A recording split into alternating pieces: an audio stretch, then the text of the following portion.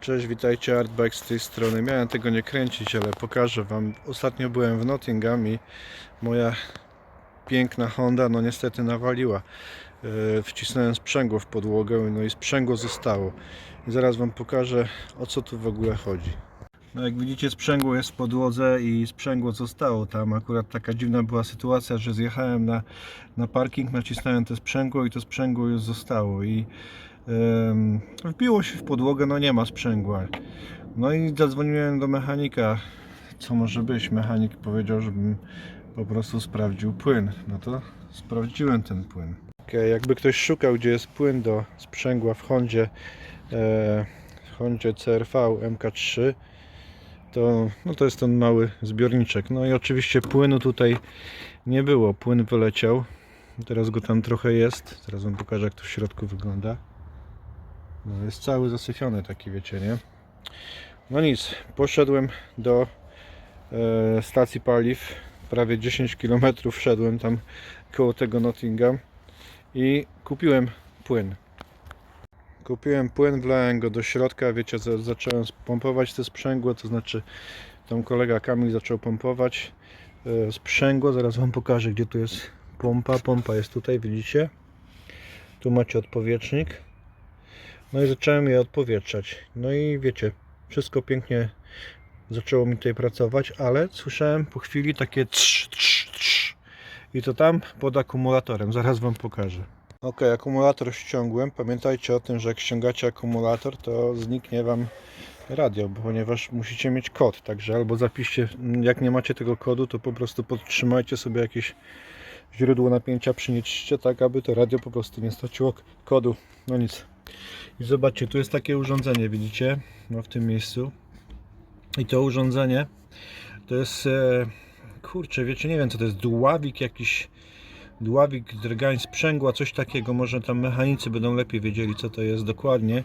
I to ma w środku membranę. I ta membrana po prostu wyszła tutaj i tędy leciał olej. Tu mam wszystko właśnie w oleju zapierdzielone, jak widzicie, no nie?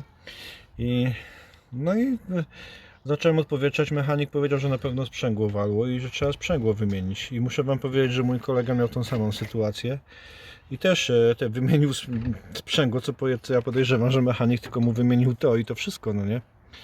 Poczytałem trochę, że nie trzeba tego wymienić. Zaraz Wam pokażę, co można zrobić.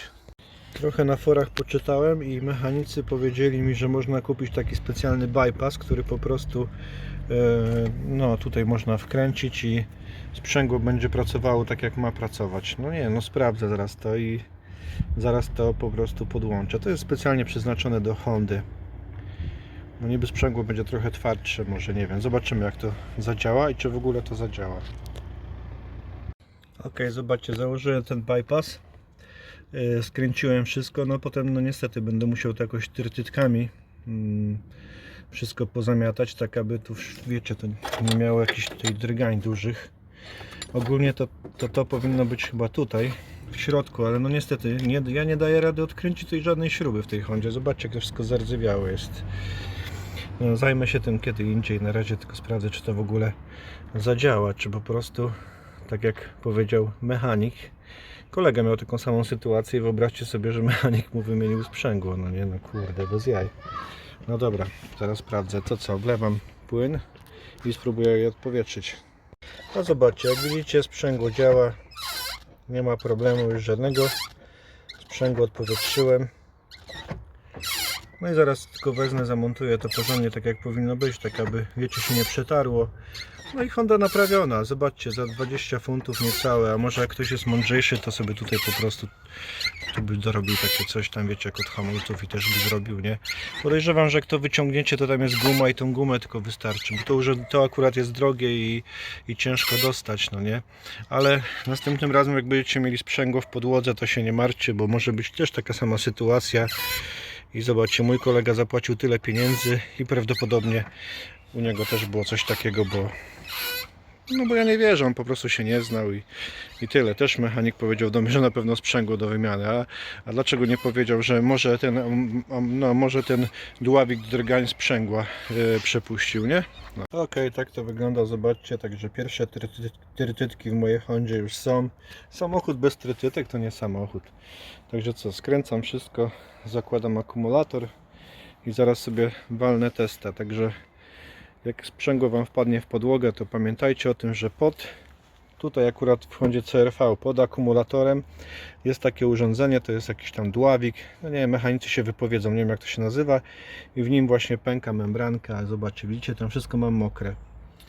Ale szukałem, wiecie, nigdy bym nie wiedział o tym, że tam w ogóle coś takiego jest od sprzęgła. Szukałem pompy, która może być w tym miejscu, wiecie. No, o tej pompie to wiedziałem, bo wiadomo, bo tutaj jest skrzynia biegów. Ale że coś takiego jest tam, tego nie wiedziałem i że to może pójść. Faktycznie dałbym się zrobić w konia, tak jak mój kolega, i wziął i bym wymienił normalnie sprzęgło całe. No to by była chyba trochę porażka tyle pieniędzy wydać. Będzie było około 500 funtów. No nic, myślę, że komuś tam pomogłem, że już, no nie wiem, może ktoś akurat będzie miał taką samą awarię, to będzie wiedział, jak to naprawić. Koszt naprawy to jest 20 funtów. Podejrzewam, że taniej może w Polsce by było, no nie? Ogólnie może tylko by wystarczyło dokręcić te śruby, które są z tyłu i wiecie, tą gumę by tam ścisło. Ja to później sobie naprawię dokładnie, ale nie mogłem tych śrub odkręcić. Zobaczcie, to Honda 2009 rok, a już tak zardzewiała jest, że nic nie mogę odkręcić w niej. No nic, na razie. Dziękuję wszystkim za uwagę. No, mówię, nakręcę taki filmik, może akurat ktoś będzie, komu pomogę. Do widzenia.